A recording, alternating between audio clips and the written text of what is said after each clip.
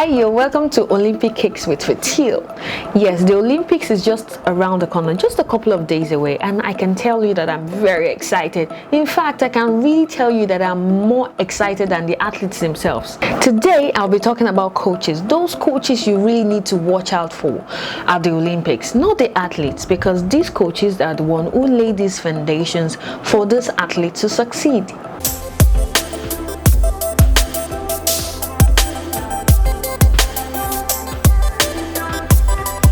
So number one on this list is Coach Purity Akuh of wrestling. He's been an amazing coach in the Wrestling Federation for so long. He himself has been a wrestler before. He said he learned how to wrestle just so that he can defend himself.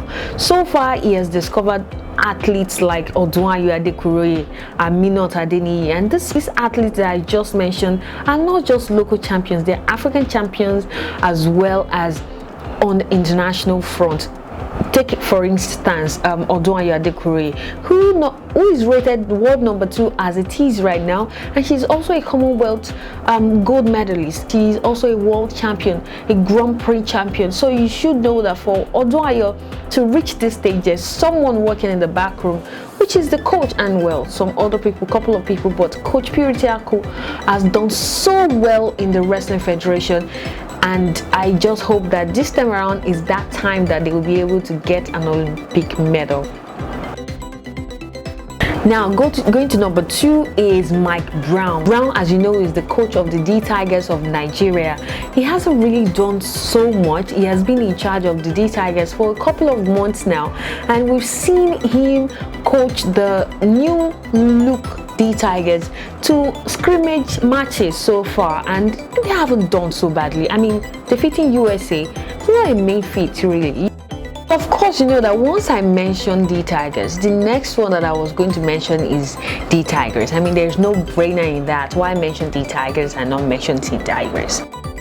Coach Hughley, Otis has been the coach for a couple of years now, and Coach Otis has seen the D Tigers achieve a lot of things, and we've seen them win the Afrobasket back-to-back, and also the World Cup as well, where they finished 8th, which is not so bad, in Spain. And along the line there, they almost took a scrap of Team USA, and they're actually balling.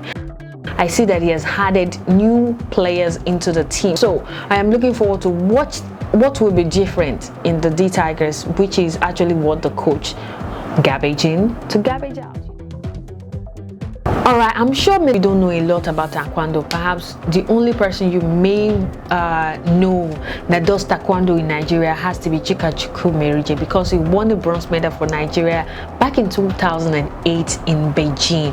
And well, you are not wrong really. Chika Chukwumerije is the coach of the only representative for Nigeria in taekwondo in Tokyo. Her name, Elizabeth Ayanacho.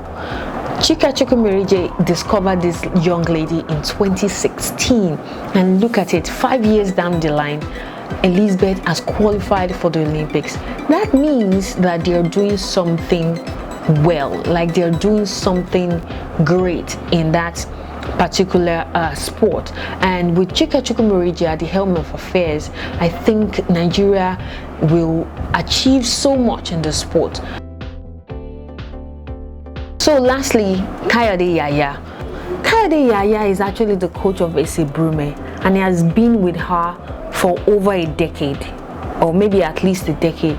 He has been with Brume since he was at the University of Benin, and they've been training together since then. He has always been in her corner everywhere she has been around the world.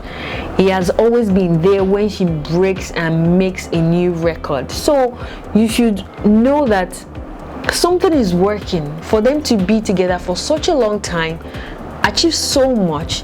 And at this point where I think personally that Brume is at that peak period where she's about to do something greater than she has ever done.